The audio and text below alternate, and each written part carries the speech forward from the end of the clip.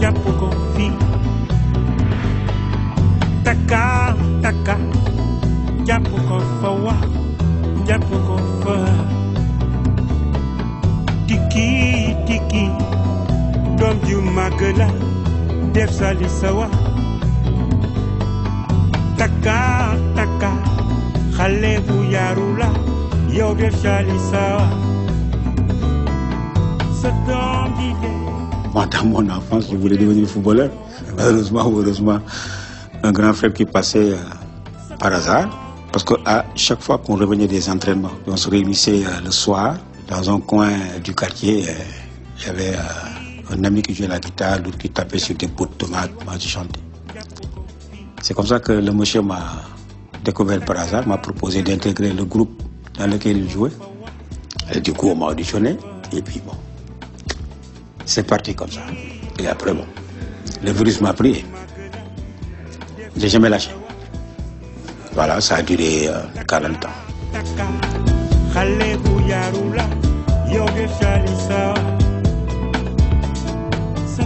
Ça, c'est une star. Parce qu'il a 40 ans sur les épaules. 40 ans dans la vie d'un homme, c'est beaucoup. Ça ne peut donner qu'un bon résultat. Et voilà, le résultat, il est là. Moi, je ne me suis jamais considéré comme une star. D'ailleurs, le mot, j'aime pas. Pour moi, star veut dire étoile. Les étoiles sont au ciel, moi je vis sur terre. Comme ça. Sacré Omar.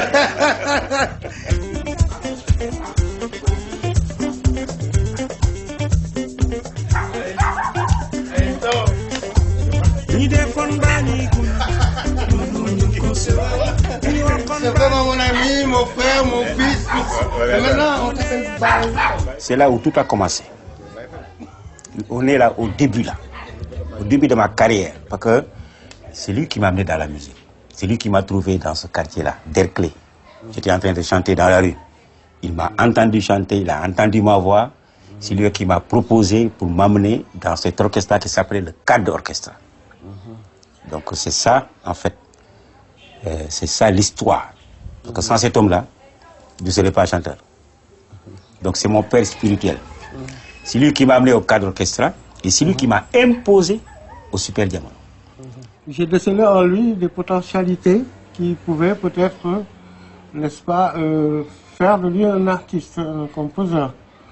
Et c'est là où je l'ai invité à venir pour faire des répétitions, pour qu'on puisse un peu situer, n'est-ce pas, son talent de chanteur.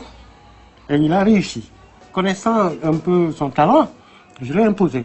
Et c'est comme ça que c'est parti. 40 ans dans la vie d'un homme, c'est beaucoup ça. Presque un demi-siècle. Et un demi-siècle de discipline, un demi-siècle d'abnégation, un demi-siècle de travail ardu, ça ne peut donner qu'un bon résultat.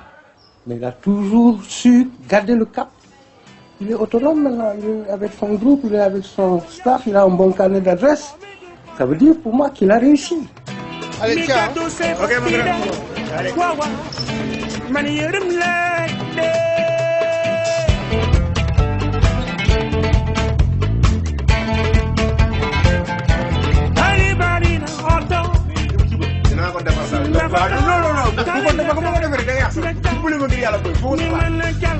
Le prétexte d'être là aujourd'hui, c'est la préparation de mes 40 ans de musique sur la scène nationale et internationale. Donc il y a une grande mobilisation qui est en train d'être faite par le comité d'organisation. Et notamment, il y a aussi les fan clubs Super Diamano qui existent depuis une vingtaine d'années. Donc il y a beaucoup d'événements qui se rencontrent aujourd'hui, ce qui fait que on se prépare quand même à fêter cela. 40 ans de musique, c'est pas 40 jours, c'est pas 40 mois. Il y a des joies et des peines, donc cela prouve qu'un long chemin a été parcouru. Et, bon, il reste encore du chemin à faire, mais venir ici, poser mon matériel et fêter mes 40 ans ici, je crois que c'est un peu retourner là d'où je viens. Je n'oublie jamais.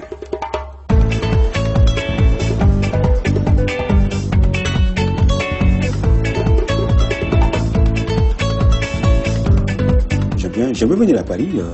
C'est une belle ville, c'est bien. Toutes mes activités sont centralisées à 50% ici en France. J'aimerais venir à Paris, mais pas pour y vivre. Hein. Vous savez, comme on dit, on n'a jamais si bien que ce soit. Mais c'est pas possible. Le temps qu'il fait là, en plein mois d'avril, c'est bizarre. Allez hop.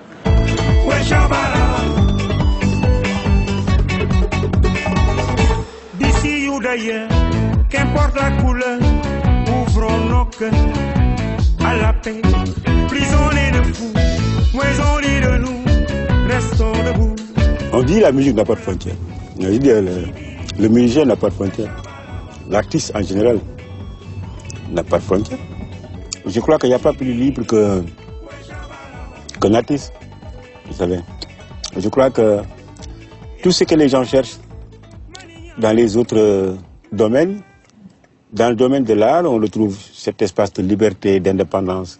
Je crois qu'aujourd'hui, cet espace-là, où les gens ils peuvent s'exprimer librement, c'est extrêmement important parce que ce que les politiques n'arrivent pas à réaliser, à faire, les artistes, eux, ils le font tout le temps. Vous avez vu tout le temps des artistes qui viennent de différents horizons se regrouper autour d'un idéal. Et généralement, ça se passe toujours sur le plan social. Vous voyez un peu? Donc moi, je trouve que c'est extraordinaire. Paul, ça va bien? Bien, bien.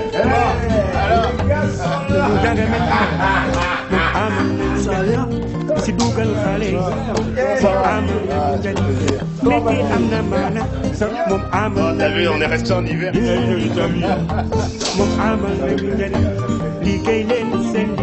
n'y a pas de sous-métier. Ma sobangi tête, mais garina koda. Il n'y a pas de sous-métier. Amour ligay bunda. Dans mes chansons, je parle de tout. Je peux chanter l'amour, la vie, le mal-être des gens. Voilà. Donc, comment gérer les affaires, l'honnêteté, la droiture, la démocratie. Je condamne les coups d'État, je suis un panafricaniste, je suis un afro-optimiste. Donc, la musique, c'est un bon créneau de communication.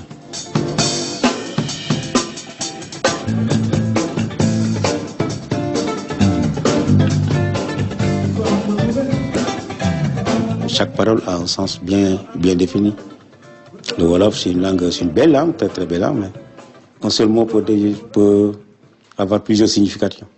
Donc, il faut bien poser ces mots d'abord.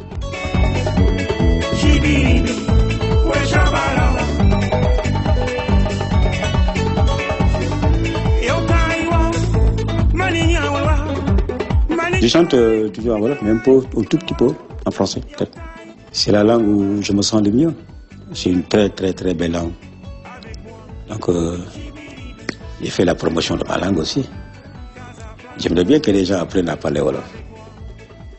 J'aimerais bien que les gens ils viennent au Sénégal. Ça, c'est mon identité. Dès qu'on joue dans ce groupe, on est sénégalais. Il y a des Sénégaulois. Les Sénégaulois. J'écris toutes mes chansons. On ne peut pas écrire pour moi parce que, déjà, moi, j'écris très rarement. Et que ce que j'ai, c'est dans la tête que ça se passe. Voilà, j'ai toujours envie d'en rajouter, d'être libre. Voilà, justement. Donc, ça, personne ne peut le faire pour moi.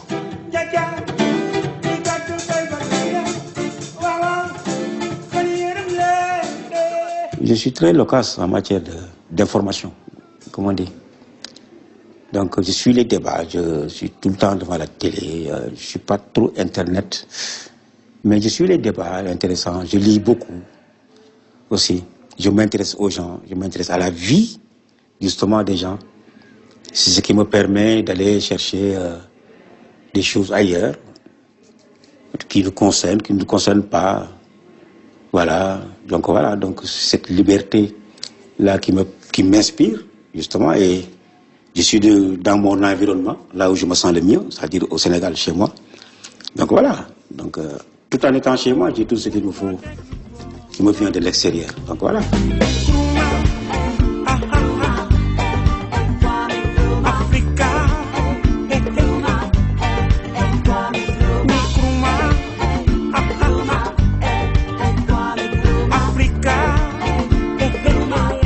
Ça, c'est la tenue traditionnelle. Ça me ramène chez moi.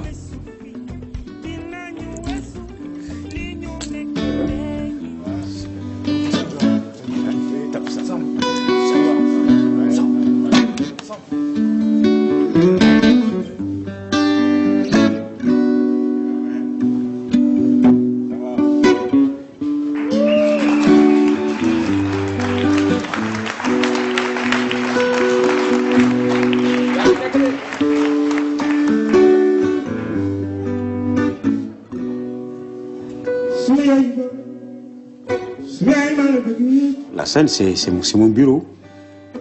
Je crois que c'est là où tu donnes ce que tu as. Je crois que ce qui est important, c'est que voilà, tu es devant un public. Quel que soit ce public-là, tu es venu pour leur donner quelque chose. Et je crois que ça aussi, c'est des moments que l'on vit, qui sont extraordinaires. Et je crois que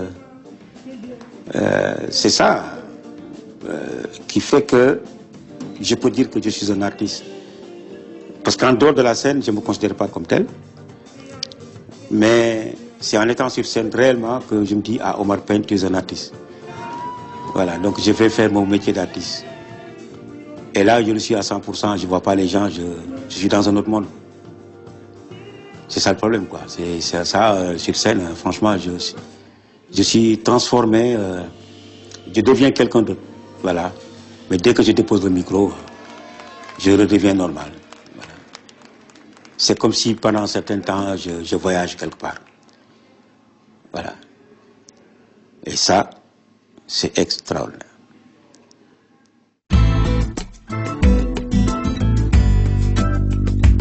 Je vais partir à Guadeloupe parce que je vais participer à ce festival, ce grand festival Marie-Galante Terre de Blues. J'ai déjà fait la Martinique, j'ai déjà fait la Guadeloupe, mais pas ce festival-là. Ce sera une première pour moi et ce sera une bonne occasion de fêter encore mes 40 ans en Guadeloupe quand on sait les liens historiques qui existent entre l'Afrique et les Antilles. Disons simplement que ce serait une chose formidable. Marie-Galante, j'arrive. Inch'Allah.